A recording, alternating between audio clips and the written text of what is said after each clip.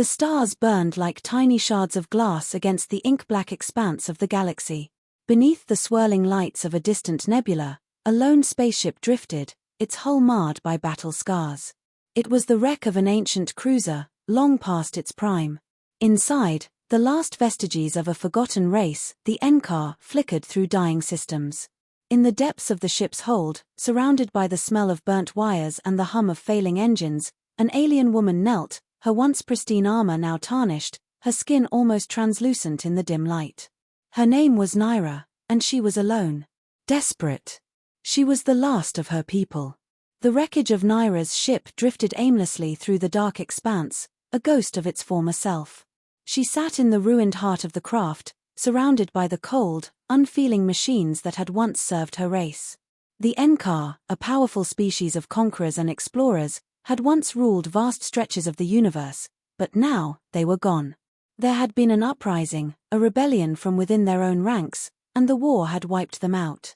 Naira was the last of her kind, the final heir to a dying empire. The few Encar that had survived had scattered across the stars, hoping to rebuild their civilization, but none had succeeded. She had been sent on a mission to find a new homeworld for her people, a place where they could begin anew. But her journey had ended in catastrophe.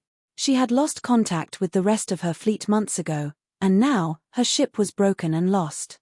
She was stranded. Her once proud people were gone, their cities and ships reduced to rubble, their achievements forgotten. Naira had no one left to turn to, no one but the humans. That's when the message came. The transmission was faint, almost lost in the static of deep space, but Naira's keen senses caught it. A human distress signal, a weak signal from a ship not far from her location. She had little hope of finding another living being. She had long ago learned to rely only on herself, but something in that signal spoke to her. It was a cry for help, much like her own.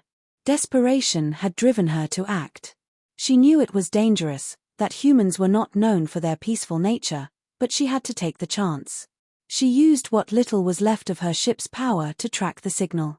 It led her to a small human freighter, adrift and damaged, floating helplessly in space. She boarded the ship, expecting the worst. She was an alien, a member of a species that had been feared and hated by many. The humans she had encountered before had looked at her with distrust, sometimes even terror. But this time, things were different. She found a man, injured, barely alive, but human. His name was Aaron, a mechanic, one of the last survivors of his crew. At first, he had been afraid of her. It was inevitable, she supposed. Her appearance alone, pale skin, dark eyes that shimmered with an ethereal light, and hair that seemed to float as though caught in some invisible breeze, was enough to send most humans into a panic. But Aaron had been different. He didn't run. He didn't scream. He had been in shock, his body trembling with pain, but he had spoken to her. And that small act, that tiny spark of human decency, had ignited something deep within Naira. A hope. For the first time in a long while, she felt the stirrings of something she had thought lost forever, companionship. Over the course of the next few days, Naira tended to Aaron's injuries, using her advanced alien technology to stabilize him. In return, Aaron did what he could for her, offering his knowledge of the human condition, his thoughts, his conversations. Slowly, over time, the two of them formed a bond. But deep inside, Naira knew that this was only temporary. Her people were gone, her mission was a failure, and she could not ask a human to share in the devastation that she carried within her. Her past was one of destruction, and no one, no matter how kind, could escape that. As Aaron's strength returned, he grew more aware of the connection between them. He had seen the loneliness in her eyes, a loneliness that mirrored his own. She was a warrior, a survivor, but she was also a woman with a heart. A heart that yearned for something she could not name. One evening, as they sat together in the small cabin of the human freighter, the tension between them grew palpable. Naira could feel it in the air, thick and unspoken, like the calm before a storm.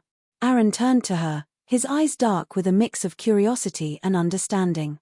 "Naira," he said softly, "what is it you want?" Her heart clenched. She had asked herself that very question 1,000 times, but the answer had always been elusive.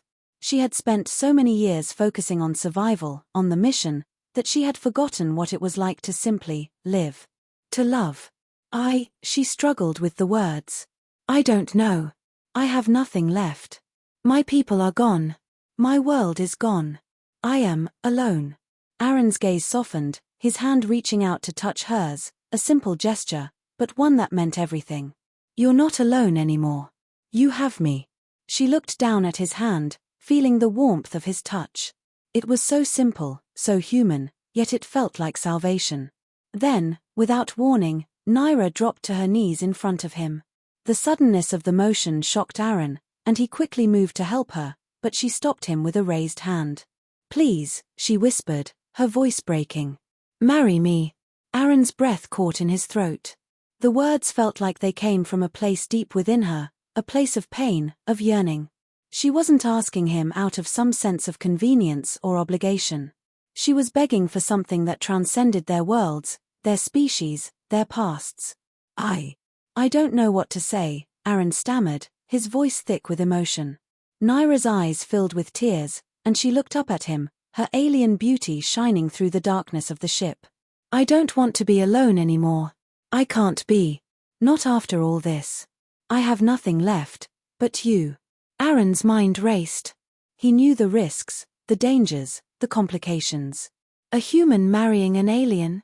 It seemed impossible.